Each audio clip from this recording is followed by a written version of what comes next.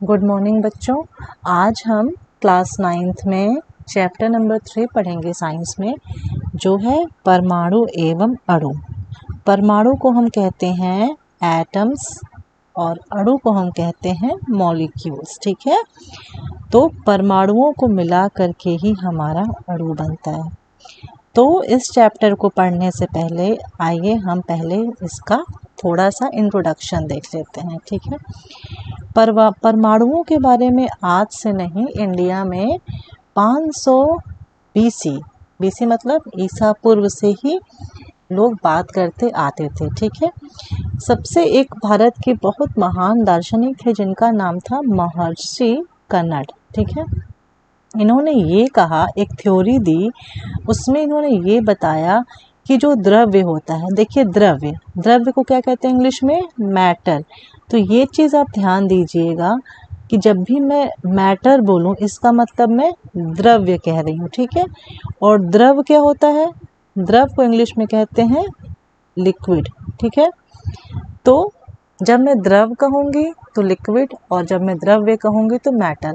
फिलहाल मैं मैटर ही बोलूँगी। ठीक है, ज़्यादा इजी है, तो आप लोग इसको द्रव्य समझिएगा। ठीक है, क्योंकि हमें पता है द्रव्य को ही पदार्थ कहते हैं। ठीक है, मैटर को के कई सारे नाम है, इसे हम पदार्थ भी कह सकते हैं, इसे हम द्रव्य भी कह सकते हैं। ठीक है, तो महर्षि कन्नड ने ये बोला कि जो मैटर होता है उसको हम बहुत छोटे छोटे टुकड़ों में, कणों में बांट सकते हैं, और जब हम उसको मैटर को जो है बहुत छोटे छोटे कणों में मतलब विभाजित करते जाएंगे तो लास्ट में एक ऐसा टाइम आएगा जो हमें पार्टिकल मिलेगा उसको अब हम और ज़्यादा विभाजित नहीं कर सकते हैं। ठीक है, और ऐसे टाइम पे वो जो सबसे छोटा कण रहेगा, पार्टिकल रहेगा, उससे हम कहेंगे कि वो परमाणु है। ठीक है, तो परमाणु का कॉन्सेप्ट हमारे इंडिया में बहुत पहले से ही दिया जा चुका था और महर्षि कन्नड ने इसको यहाँ पे इंडिया में एक्सप्लेन करने की कोशिश की थी। ठीक है, वैसे ही एक और इंडियन फिलोसफर, दार्शनिक मतलब क्या होता है? फिलोसफर थे, उनका नाम था पकुधा कात्यायन। ठीक है, इन्होंने भी महर्षि कन्नड ने जो बताया था उसको उससे सहमत थे और इन्होंने उसको और विस्तार से समझाने की कोशिश की। और इन्होंने कहा कि जब हम इन सभी जो इतने छोटे छोटे कण हैं उनको हम एक साथ मिला देते हैं, सबको जोड़ देते हैं, तो हमें अलग अलग प्रकार के मैटर मिलते हैं। ठीक है, जैसे वही चीज़ है जो चीज़ महर्षि कन्नड ने कही थी।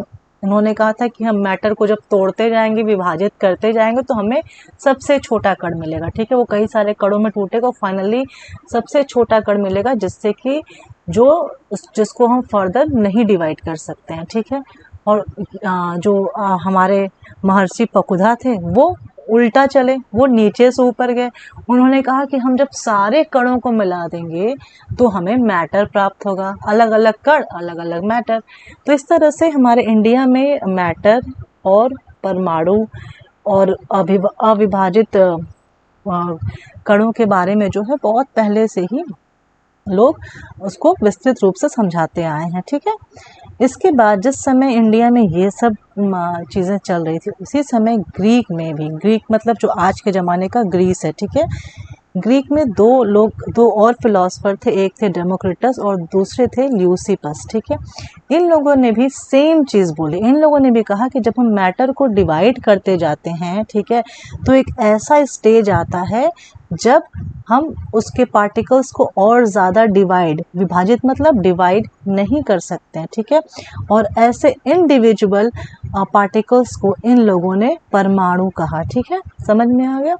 तो इस तरह से हम देख रहे हैं कि ग्रीक में भी लोगों ने ये माना, वहाँ के फिलोसफर्स ने ये बताया कि जितना भी मैटर हमारे पूरे वर्ल्ड में है, हमारे सराउंडिंग में है, वो सब छोटे छोटे पार्टिकल से मिलकर बना है, और फाइनली सबसे छोटा पार्टिकल जो है वो इनडिविजिबल है, उसको डिवाइड नहीं कर सकते, उसको उन्होंने परमाणु कहा। ठीक है, इसको और अच्छे से समझने के लिए, ठीक है, दो और साइंटिस्ट आए जो थे एंटोनी एल लवाइजिए और दूसरे थे जोसेफ एल प्राउस्ट। ठीक है, ये साइंटिस्ट के नाम आप याद रखिएगा, ये बहुत ज़्यादा इम्पॉर्टेंट है। तो एक का नाम था लेवॉइजिए, ठीक है, और दूसरे का नाम था प्राउस्ट।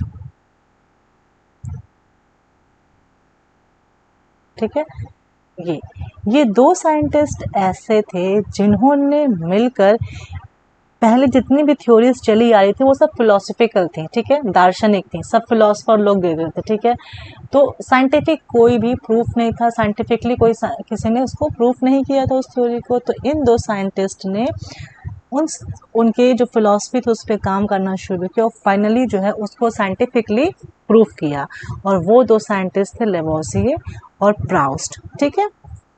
इन दोनों ने दो बहुत इम्पोर्टेंट लॉ दिए, नियम दिए, ठीक है, जो हमारे केमिस्ट्री में जो है बहुत ज़्यादा इम्पोर्टेंस रखते हैं। हमारे केमिस्ट्री के कई सारे केमिकल रिएक्शंस का बेस है और इन्हीं लॉ से जो है आगे डाल्टन ने जो एटॉमिक थ्योरी दी थी अपनी, वो इन्हीं लॉज की हेल्प से उसको प्रूव किया था, ठीक है। तो जो सबसे पहला लॉ था वो था रासायनिक संयोजन के नियम, ठीक है। यहाँ पर आप नाम से देख रहे हैं रासायनिक संयोजन, मतलब पक्का है कि यहाँ पे कुछ जोड़ना है ना, जोड़ना वाला है। तो रासायनिक संयोजन के नियम को इंग्लिश में कहते हैं sorry I am so sorry. तो इन्होंने जो नियम दिए उसको कहा गया रासायनिक संयोजन के नियम, ठीक है। इसको दो पार्ट में बांटा गया, ठीक है। पहला था द्रव्यमान संरक्षण का नियम और दूसरा था लॉ ऑफ कांस्टेंट प्रोपोर्शन, ठीक है। उसको हिंदी में कहते हैं, एक मिनट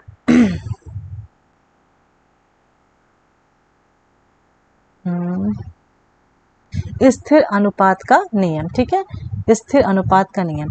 तो जो इन्होंने रासायनिक नियम दिए वो दो पार्ट में थे। जो पहला नियम था वो था हमारे द्रव्यमान संरक्षण का नियम, जिसे हम इंग्लिश में कहते हैं लॉ ऑफ मास कंजर्वेशन, ठीक है। जो इंग्लिश मीडियम के बच्चे हैं वो इसको लिख लेंगे, लॉ ऑफ मास कंजर्वेशन, ठीक है। नियम मतलब होता है लॉ, द्रव्यमान को इंग्लिश में मास कहते हैं और संरक्षण को कहते हैं कंजर्वेशन, ठीक है, लॉ ऑफ मास कंजर्वेशन। और जो दूसरा नियम था वो था स्थिर अनुपात का नियम, ठीक है। स्थिर अनुपात के नियम को कहते हैं लॉ ऑफ कांस्टेंट प्रोपोर्शन,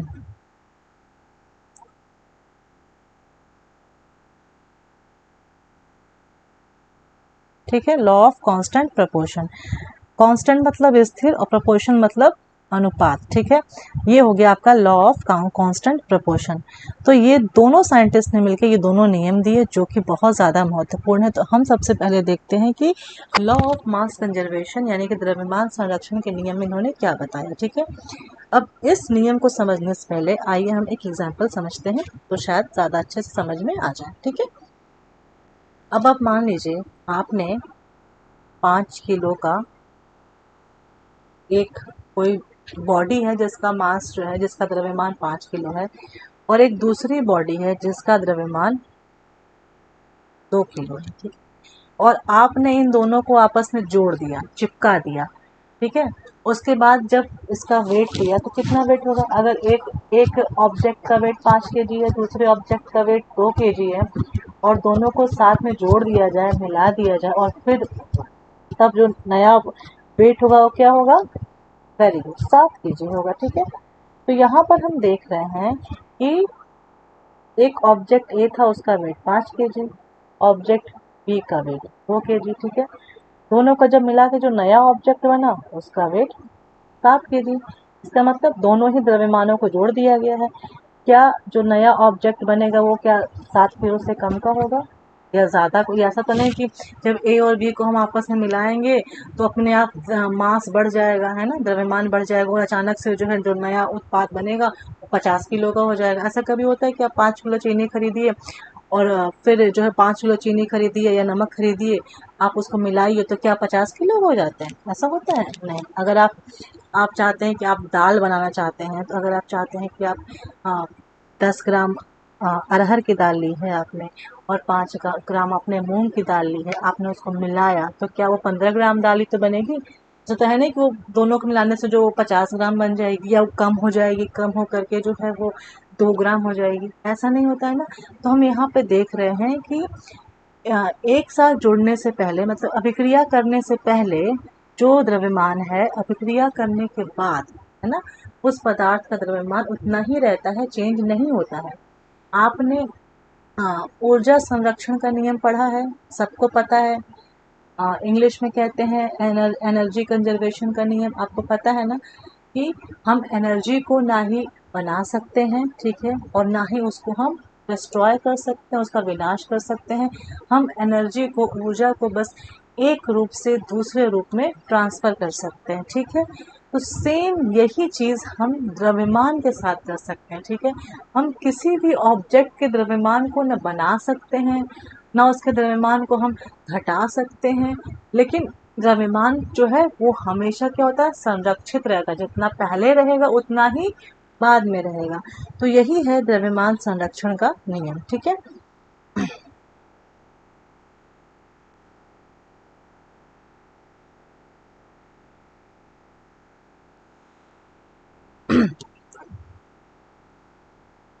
एक सेकेंड,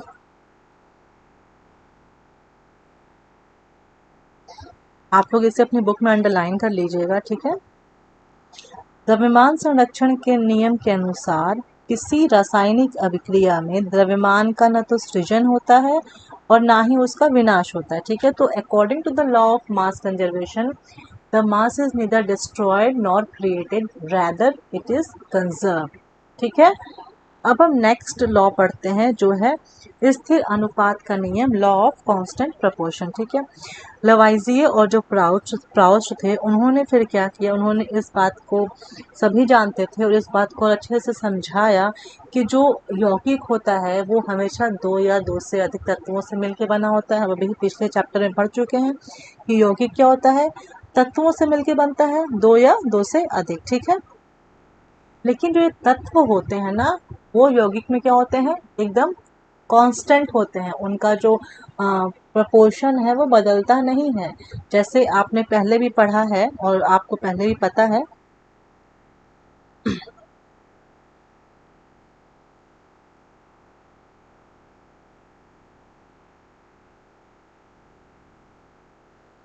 अगर H2O है ना, तो H2O को चाहे कोई भी बनाए, चाहे कहीं भी धरती पे आप जाएं, चाहे ब्रह्मांड में जाएं, H2O यानी जल, है ना, वाटर, जल का फॉर्मूला हमेशा H2O रहेगा और इसमें हमेशा दो हाइड्रोजन और एक ऑक्सीजन रहेंगे, है ना। इन्हीं दोनों को मिलाने से हमें क्या मिलता है, H2, ठीक है, हमेशा और हमेशा, चाहे हम कहीं भी चले जाएं, ठीक है। ऐसे ही हमारी अमोनिया होती है, ठीक है। अमोनिया गैस को क्या कहते हैं, NH3 फॉर्मूला होता है, ठीक है। ये हो गई हमारी अमोनिया, ठीक है। अमोनिया का फॉर्मूला है, तो दुनिया में चाहे आप कहीं चले जाइए, धरती खोद दीजिए, आसमान में चले जाइए, ठीक है, जहाँ भी जाइए, आपको हमेशा अमोनिया में एक नाइट्रोजन और 3 हाइड्रोजन ही मिलेंगे, ठीक है। तो यहाँ पर आप देख रहे हैं कि अमोनिया, जो भी कंपाउंड, जो भी यौगिक बन रहा है, उसमें जो तत्व हैं उनकी संख्या फिक्स है। जैसे अमोनिया में नाइट्रोजन एक तत्व हो गया और हाइड्रोजन एक तत्व हो गया, तो हमेशा एक नाइट्रोजन रहेगा और हमेशा 3 हाइड्रोजन रहेगा।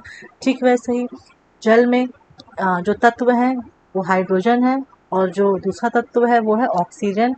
और हमेशा दुनिया में कहीं भी, किसी भी वक्त, कैसे भी, ब्रह्मांड में कहीं भी, जहाँ भी जल रहेगा, वहाँ पर हाइड्रोजन में हमेशा जल में 2 हाइड्रोजन और 1 ऑक्सीजन रहेंगे, ठीक है। यानी कि यहाँ पर जो तत्वों का अनुपात है, प्रपोर्शन है, वो फिक्स है, कांस्टेंट है, वो चेंज नहीं हो सकता है। यही चीज़ को जो है लेवोइजिए और प्राउस्ट ने समझाने की कोशिश की और इसीलिए इन्होंने स्थिर अनुपात का नियम दिया। उन्होंने कहा कि जो भी यौगिक तत्वों से मिलकर बने होते हैं, उनमें तत्वों का जो है वो स्थिर अनुपात होता है, चाहे वो किसी भी स्थान से प्राप्त किए गए हो या फिर उसे किसी ने भी बनाया है, ठीक है। जैसे हाइड्रोजन और ऑक्सीजन जो द्रव्यमान का अनुपात होता है वो सदैव 1:8 होगा, ठीक है। चाहे जल का स्रोत कोई भी हो। अब आप सोच रहे हो, कह रहे ये 1:8 का भी तो मैम ने कहा कि 2 हाइड्रोजन और 1 ऑक्सीजन होता है, और कैसे ये 1:8 हो गया। तो यहाँ देखिए, किसी भी स्रोत से प्राप्त हो, मतलब चाहे आप उसे झरने से उस पानी को निकालें, चाहे आप धरती खोद के पानी को निकालें, ठीक है, चाहे आप बादल से जो बरसात हो रही उससे पानी को लें, हर जगह जहाँ कहीं पानी को लेंगे वहाँ पे 1:8 का अनुपात रहेगा। और ये ध्यान दीजिए, ये 1:8 क्या लिखा हुआ है, द्रव्यमान लिखा हुआ है, ठीक है। तो हम जानते हैं H2O, ठीक है। कितने H है, अब यहाँ पे कितने H है, दो, सॉरी कितने H है यहाँ पे, दो, और कितने O है यहाँ पे, एक, ठीक है। H का एटॉमिक वेट क्या होता है, द्रव्यमान क्या होता है, H का द्रव्यमान होता है 1 और ऑक्सीजन का द्रव्यमान होता है 16, ठीक है। कितने H है यहाँ पर, दो, तो कितना हो जाएगा द्रव्यमान यहाँ पे H का, दो। यहाँ पे कितने ऑक्सीजन के एटम्स हैं, एक, तो यहाँ पे कितना हो जाएगा द्रव्यमान ऑक्सीजन का, 16 इंटू 1 16, जितने एटम्स हैं उतनी बार आप मल्टीप्लाई करेंगे उसके वेट को, ठीक है ना। अब यहाँ पे रेशियो निकालिए, ये कटेगा ना 1 और ये 2 से काटने पे 2 1 जा 2, 2 8 जा 16 कटा। इसीलिए यहाँ पे कहा जा रहा है कि पानी में जो H और O दो हमारे तत्व हैं उसमें अनुपात H का 1 है और O का 8 है। समझ में आ गया, नहीं समझ में आया तो नेक्स्ट एग्जाम्पल देखते हैं जिसको नहीं समझ में आया। अभी हमने NH3 का एग्जाम्पल लिया था, ठीक है, अमोनिया का। NH3 में कौन से दो तत्व हैं, इसमें एक है N और दूसरा है H, ठीक है। H के कितने कण हैं यहाँ पर, 3 है ना, और N के कितने कण हैं, तत्व कितने नंबर संख्या है, एक ही संख्या है, ठीक है। अब यहाँ पे हम सबके द्रव्यमान लिख लेते हैं। द्रव्यमान मतलब क्या होता है, एटॉमिक मास, ठीक है।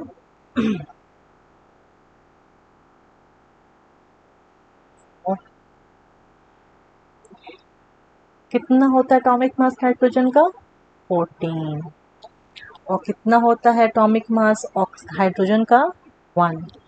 कितने एटम्स नाइट्रोजन के हैं, 1, तो ये 14 इंटू 1, 14 1 जा 14। कितने एटम्स हाइड्रोजन के हैं यहाँ पर, 3, 3 1 जा 3।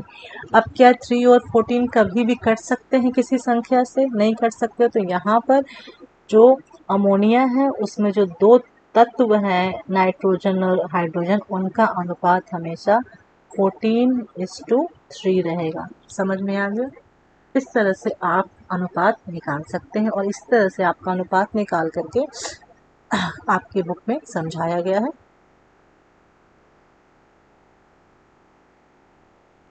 कि यौगिक जल में हाइड्रोजन एवं ऑक्सीजन के द्रव्यमानों, ध्यान दीजिएगा ना, द्रव्यमान यहाँ पे लिखा हुआ है, एटॉमिक मास का अनुपात 1:8 है, ठीक है।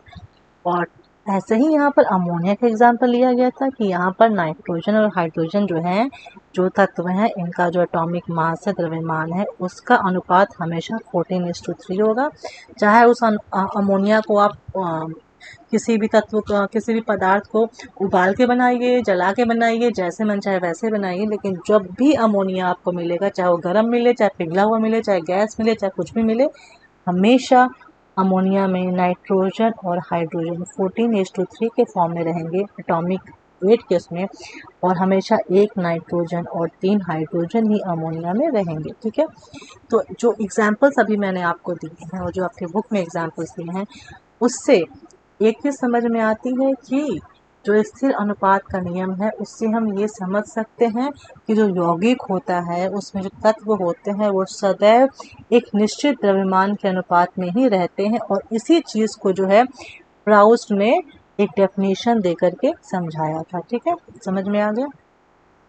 अब आप यहाँ पर जिसकी फ़ोटो देख रहे हैं ये है डाल्टन, ठीक है, और इन्होंने एक बहुत फेमस थ्योरी दी थी जिसे कहते हैं डाल्टन की एटॉमिक थ्योरी, ठीक है। एटॉमिक थ्योरी मतलब परमाणु सिद्धांत, डाल्टन का परमाणु सिद्धांत, ओके। डाल्टन के बारे में कुछ पढ़ लेते हैं क्योंकि बहुत अच्छे, बहुत महान वैज्ञानिक थे। जॉन डाल्टन था इनका पूरा नाम, और इनका जन्म जो है 1766 में इंग्लैंड में एक बहुत ही गरीब परिवार में हुआ था जो पेशे से जुलाहा थे। और 12 वर्ष की जब इनकी एज हुई तभी जो है वो अपने घर को चलाने के लिए जो है रोजी रोटी, वो एक टीचर बन गए 12 साल की उम्र में, ठीक है। फिर 7 साल बाद वह एक स्कूल में जो है वहीं प्रिंसिपल बन गए, ठीक है। 1793 में जो है डाल्टन ने जो है एक कॉलेज में गणित, फिजिक्स और केमिस्ट्री पढ़ाने के लिए चले गए वो मैनचेस्टर, ठीक है, अपना सब छोड़ के चले गए मैनचेस्टर, ठीक है। और वहाँ पर वो अपना पूरा टाइम पढ़ाते थे और फिर रिसर्च करते थे, ठीक है। फिर फाइनली 1808 में उन्होंने जो है परमाणु सिद्धांत दिया। और फिर उसके बाद जो है इन्हीं के सिद्धांत की वजह से जो है आगे चल के द्रव्यों मतलब मैटर के को पढ़ने में, उस पर रिसर्च करने में काफ़ी ज़्यादा लोगों को जो है हेल्प मिली, ठीक है। तो ये थे जॉन डाल्टन। अब इनका परमाणु सिद्धांत क्या कहता है, आइए यहाँ देख लेते हैं। इनका परमाणु सिद्धांत जो है वो लवाइसिए और प्राउस्ट दोनों के जो लॉ ऑफ मास कंजर्वेशन और लॉ ऑफ कांस्टेंट प्रोपोर्शन था उसी पर बेस्ड है। उसी पे आधारित होकर के उन्होंने जो है अपना पोस्टुलेट मतलब जो अपने पॉइंट्स दिए हैं डाल्टन ने, वो उसी के आधार पे दिए हैं, ठीक है।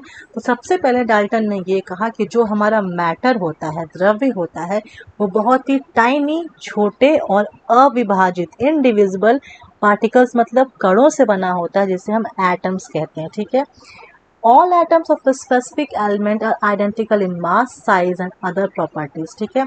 अब मान लीजिए किसी पर्टिकुलर तत्व का अगर हम बात करें तो उस पर्टिकुलर तत्व के जितने भी उसमें जो एक एटम रहेंगे, जितने भी एटम्स रहेंगे वो सारे एटम्स का मास, साइज और जितनी भी और प्रॉपर्टीज होती हैं सब समान होंगी।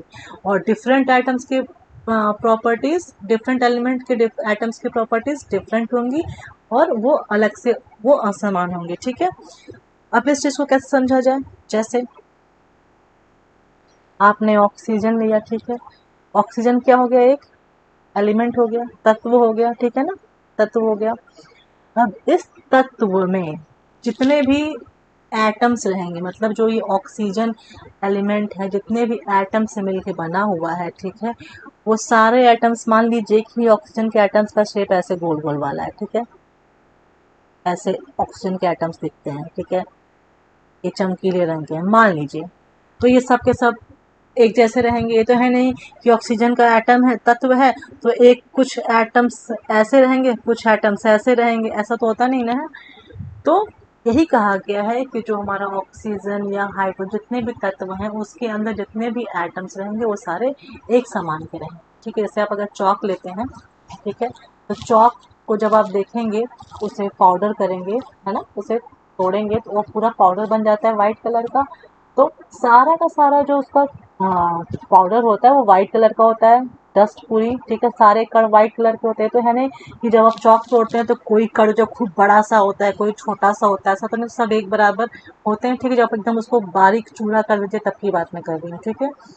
तो इसी तरह से सेम चीज़ यहाँ पर डाल्टन ने बोली कि जो भी हमारे एलिमेंट्स होते हैं ना, उनके जो एटम्स होते हैं वो हमेशा उनका मास वो सब के सब एक बराबर रहेंगे, ठीक है, सबका मास एक जैसा रहेगा और सबकी प्रॉपर्टीज एक जैसी रहेंगी, ठीक है। कोई दूसरे एटम की अगर हम बात करें तो कोई दूसरे एलिमेंट की हम बात करेंगे तो उसके एटम्स भी जो है उसके एटम्स की प्रॉपर्टीज अलग रहेंगी, ठीक है, उसका मास अलग रहेगा, उसकी साइज अलग रहेगी, वो कभी भी इस एलिमेंट से मैच नहीं करेगा, ठीक है। अब हम हाइड्रोजन की बात करेंगे तो हाइड्रोजन के एटम्स अलग रहेंगे, उनकी साइज अलग रहेगी, वो बहुत छोटे होते हैं, ऑक्सीजन के एटम्स बहुत बड़े होते हैं, ठीक है। तो कभी भी हाइड्रोजन और ऑक्सीजन के एटम्स एक जैसे नहीं दिख सकते हैं, ना ही हो सकते हैं, ठीक है, ये डाल्टन ने कहा था, ठीक है। डाल्टन ने अपनी तीसरी थ्योरी दी थी कि जो एटम होता है उसको ना ही हम बना सकते हैं और ना ही हम उसको डिस्ट्रॉय कर सकते हैं, विनाश कर सकते हैं, और ना ही उसको हम और छोटे छोटे कणों में बांट सकते हैं, ठीक है। तो ये देखिए, ये जो आप डाल्टन ने कहा था ये कहाँ से लिया इन्होंने, ये लिया है लेवाइजी और प्राउस्ट के पहले नियम से जो था लॉ ऑफ मास कंजर्वेशन, जिसमें उन्होंने कहा था कि द्रव्यमान को जो है ना ही हम बना सकते हैं और ना ही हम विनाश कर सकते हैं, द्रव्यमान हमेशा संरक्षित रहता है। उसी तरह से यहाँ पे उन्होंने कहा कि एटम्स को ना हम डिस्ट्रॉय कर सकते हैं ना ही हम बना सकते हैं, एटम्स को हम छोटे छोटे पार्टिकल्स में बांट भी नहीं सकते हैं, ठीक है, क्योंकि वो सबसे छोटे पार्टिकल्स हैं। ये इन्होंने लेवाइजिए और प्राउस्ट के लॉ ऑफ मास कंजर्वेशन से लिया था, ठीक है, इसका बेस वहीं से आता है।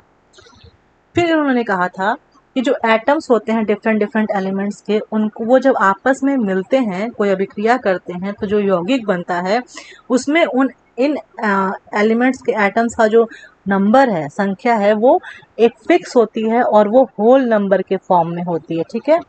जैसे अब H2O है ना, H2O में यहाँ पे संख्या फिक्स है कि 2 हाइड्रोजन और 1 ऑक्सीजन, और ये क्या है, होल नंबर के फॉर्म में 2:1 के फॉर्म में है, ठीक है। और इन्होंने ये भी कहा कि बहुत सिंपल सिंपल फॉर्म में होती है, जैसे NH3 देखिए, 1 nitrogen 3 hydrogen, CO2 1 carbon 2 oxygen, ठीक है। इस तरह से उन्होंने कहा कि जो भी यौगिक बनते हैं उनमें जो एलिमेंट्स होते हैं उनके एटम्स जो है बहुत सिंपल सिंपल रेशियो में रहते हैं, वो भी होल नंबर के, ठीक है। और इन्होंने फिर ये कहाँ से इनका आया, बेस कहाँ से आया इस वाले पोस्टुलेट का, इसका बेस आता है लेवॉइजिए और प्राउस्ट के सेकंड नियम से, जो है लॉ ऑफ कांस्टेंट प्रोपोर्शन, ठीक है। जिसमें कहा गया था कि यौगिक के जो तत्व होते हैं वो फिक्स प्रोपोर्शन में होते हैं, ठीक है। तो उन्होंने उसको एटम्स पर लागू कर दिया। एटम्स को रीअरेंज, एटम्स अपने आप को रीअरेंज कर सकते हैं, अपने आप को एक दूसरे से कंबाइन कर सकते हैं, अपने आप को अलग कर सकते हैं एक रासायनिक अभिक्रिया के दौरान। तो ये हमारे डाल्टन के कुछ नियम थे, लेकिन इनके नियम के साथ साथ इनकी थ्योरी के बहुत सारे जो है लिमिटेशंस थी, खामियां थी। सबसे पहली खामी इनकी थ्योरी की थी, सीमाएं जिसे कहते हैं हिंदी में, ये थी कि जब डाल्टन ने ये थ्योरी दी तब तो एटम की डिस्कवरी हुई थी। उनकी थ्योरी ये बताने में फेल हो गई कि एटम एक्चुअली में इलेक्ट्रॉन, प्रोटॉन और न्यूट्रॉन से बना हुआ है। उन्होंने कहा था कि एटम से छोटी इकाई कुछ हो ही नहीं सकती, तब तो ये गलत हो गया, क्योंकि एटम से भी छोटी इकाई क्या होती है, इलेक्ट्रॉन, प्रोटॉन और न्यूट्रॉन, ठीक है। तो ये चीज़ उनकी पहली लाइन यहाँ से गलत साबित हो गई। दूसरा उन्होंने ये कहा था कि जो एलिमेंट होते हैं उसके सारे एटम्स एक जैसे होते हैं, सबका भार एक जैसा होता है, सबकी डेंसिटी एक जैसी होती है। लेकिन यहाँ पर हम आइसोटोप्स की बात करें, आइसोटोप्स क्या होते हैं, जिनका एटॉमिक नंबर सेम होता है पर मास नंबर डिफरेंट होता है, उन्हें हम आइसोटोप्स कहते हैं, जिसको हम इंग्लिश में कहते हैं, हिंदी में कहते हैं समस्थानिक। आई थिंक तो एक बार आप कंफर्म कर लीजिएगा, आइसोटोप को हिंदी में समस्थानिक ही तो कहते हैं, ठीक है। तो जैसे हाइड्रोजन, ठीक है, 1 और यहाँ हो गया ये, और यहाँ हो गया, ठीक है। अब देखिए यहाँ पर ये जो मैं 3 फॉर्मूले 3 लिखे हैं, HHS, ये तीनों ही क्या है, तत्व कौन से हैं यहाँ पे, हाइड्रोजन।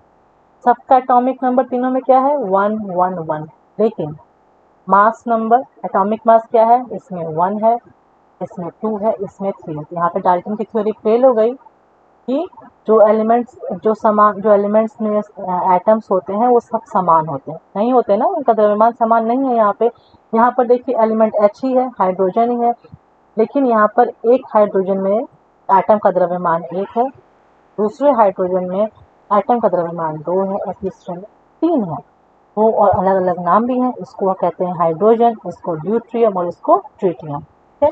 तो आइसोटोप्स पर उनका ये नियम काम नहीं किया। सेम चीज़ आइसोबार्स पे भी नहीं किया। आइसोबार्स में क्या होता है, मास सेम होता है पर क्या होता है, एटॉमिक नंबर डिफरेंट होता है, ठीक है। आइसोबार में भी ये काम नहीं किया।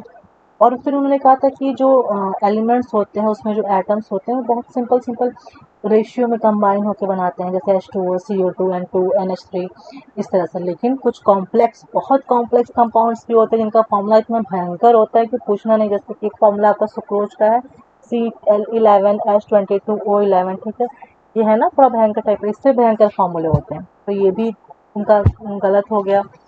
फिर एलोट्रॉप्स के लिए जो है इनकी थ्योरी गलत साबित हुई। एलोट्रॉप्स किसे कहते हैं, अपर रूप, ठीक है। जैसे कार्बन के 2 अपर रूप होते हैं, डायमंड और ग्रेफाइट, ठीक है।